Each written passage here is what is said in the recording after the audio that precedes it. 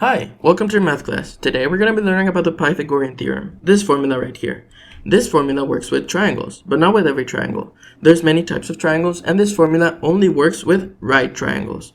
We know a triangle is a right triangle because it has a right angle, or a 90-degree angle. We can find them because of this square, or sometimes they have a 90 degree like this. A right triangle has three sides, and one side is always more important than the others. The longest side, or the side opposite to the 90-degree angle, is called hypotenuse, or C. The other two sides, the not so important sides, can be called A and B, or B and A. It doesn't really matter. Now, how do we use this formula? This formula has three letters, one for each side of a triangle, and we know C is always for the longest side. The other two letters are for the other two sides.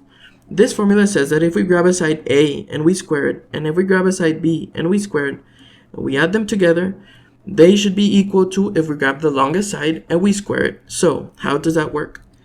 Let's name the side A, this side B, and this side C. We're gonna grab side A, this side, and we're gonna square it. So 3 times 3 is 9. And then we're gonna grab side B and we're gonna square it. So 4 times 4 is 16. And this is equal to 25. This should be equal to if we grab the longest side, side C, and we square it. So 5 times 5 is equal to 25. This is how this formula works. Now, how do we use it in problems? This formula is very useful for when you have a right triangle and you have two sides and you have one side missing. So the first step is to name the sides. I'm going to name this side A, this side B, and this side C. Okay, then I'm going to write the formula. A squared plus B squared equals C squared. And we're going to put the values we know and the letters we have. So A is going to be 6. 6 squared is not equal. Plus B squared, which is 8 squared, so 64. 8 squared equals C squared. Now, 6 squared is 36 plus 8 squared is 64 equals C squared. Now, 36 plus 64 equals 100 equals C squared. And because we want side C, this squared is going to go to the other side as its opposite. So square root of 100 equals C, and C equals 10. For the math pros, this is not the complete way to solve it, but it's what we need for now. And this is the answer for the first problem. Now we're going to go to the problem 2. The first step is going to be to name the sides. I'm going to name the side A, this side B, and the longest side is always C. Now I'm going to write the formula.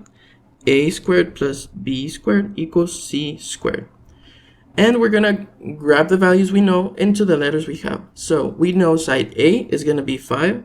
So 5 squared plus, we don't know side B, so B squared equals, and we do know side C, so 13 squared. Okay, now we're going to solve. 5 squared is 25 plus B squared we don't know, and 13 squared is 169. Now, because we want side B, 25 is going to go to the other side as its opposite, so B squared equals 169 minus 25. And 169 minus 25 is equal to 144. So B squared equals 144. I'm going to erase this. And then the square goes to the opposite side as its opposite. So B equals square root of 144. And B is equal to 12. And this is how this Pythagorean theorem works. And that was today's class. I really hope it helped, that you learned something, and that you do great on your exams. See you soon, and God bless you. Bye-bye.